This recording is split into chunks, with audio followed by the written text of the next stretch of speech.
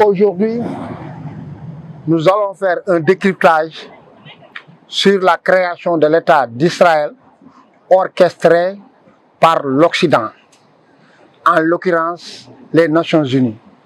Vous savez, en 1897, lors de la réunion du premier congrès sioniste tenu à Bâle, Théodore Herzl disait ceci: à Bâle, j'ai fondé l'État juif. D'ici 5 ans, peut-être 50 ans, tout le monde le saura. Vous savez, en 1917, le ministre britannique Arthur Balfour autorise 50 000 juifs à se déplacer vers la Palestine. Mais en 1947, le 29 novembre, l'Assemblée générale des Nations Unies vote le partage de la Palestine en 2 États, l'un juif, l'autre arabe. En 1967, il y a eu la guerre des 6 jours où toutes les armées arabes furent défaites par l'Israël. L'Israël commence à annexer Jérusalem-Est, la Cisjordanie, Jéricho, les plateaux du Golan et la péninsule du Sinaï. Le monde arabe est en train de s'effondrer. Tous les pays du Proche-Orient sont sous la menace israélienne parce que cet Israël, derrière cet État sioniste, derrière cet État délinquant, il y a eu les Amériques, il y a eu les Nations Unies et le monde occident qui est derrière l'État d'Israël, qui lui fournissent des armes pour bombarder les Arabes. Aujourd'hui, nous sommes dans une autre phase de la guerre israélo-palestinienne. L'Israël attaque l'Iran par la voie de ses chasseurs F-16 et F-15 de fabrication américaine.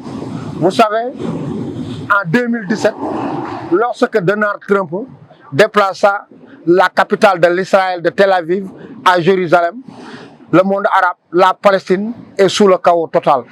Aujourd'hui, nous qui sommes des Africains, et que vous savez que lors de ma dernière vidéo, je vous avais fait comprendre qu'il y a un mot qui a été véhiculé, un slogan véhiculé par l'Israël qui rêve d'être un très grand pays. Parce que ces occupations-là et ces colonisations qui l'ont fait entre la Jordanie, entre la Syrie, entre l'Égypte et quelques pays du Moyen-Orient, ce sont des terres qui n'ont pas encore été occupées par le grand Israël. Maintenant, du moment que l'Iran a subi des attaques arbitraires par l'Israël, les Nations Unies n'ont même pas prononcé un seul mot pour dire à Israël d'arrêter de faire ce qu'il est en train de faire. Maintenant, nous avons l'obligation, le courage et la volonté de faire savoir au monde entier que l'Israël est un État qui est en train de semer le désordre, de troubler la tranquillité dans le Moyen-Orient. Maintenant, pour stopper cela, nous, tous les musulmans d'Afrique, nous les musulmans, on n'a que des prières à formuler pour que l'Iran sorte victorieux de cette guerre. Maintenant, ce qu'il faut savoir, l'Israël est préparé pour dominer le monde. Du moment que l'Iran est un pays de l'extrême-orient, l'Occident n'a pas de frontière commune avec l'Israël. La France n'a pas de frontière commune avec l'Israël.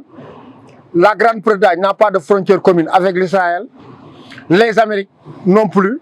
Donc, ils vont armer Israël et essayer de créer des conflits régionaux pour anéantir le seul pays musulman qui est capable de défier les Amériques, c'est l'Iran. Si l'Iran perd la guerre, cela veut dire que l'islam est fichu dans le monde. Donc c'était Touba 784. MLS TV, sama télé bi.